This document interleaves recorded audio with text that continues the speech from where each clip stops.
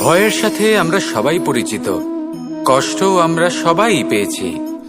কখনো কখনো আমরা অসুস্থ হয়ে পড়ি, আর এমন সময় হলে মাতার মমতা, কখনো বাবার স্নেহ, কখনো বন্ধুদের পাশে থাকার অনুভূতি আমাদের রোগ নিরাময়ে সাহায্য করে। কখনো যদি আমরা নিরাশ হয়ে পড়ি, তখন যদি আমাদের কোনো আপনজন আমাদের দুটো ভালো কথা বলে, তখন আমাদের মনোবল বেড়ে যায়। ঠিক তেমন সংসারের এই রঙ্গমঞ্চে যদি আপনি পীড়িত অনুভব করেন,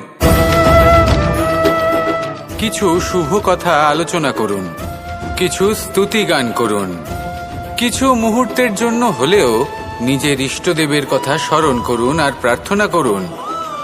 সাহস বাড়বে, শক্তিও বৃদ্ধি পাবে এবং সামনে এগিয়ে চলার পথও দেখতে পাবেন। তখন এই মন প্রসন্ন হয়ে বলবে, রাধা রাধা।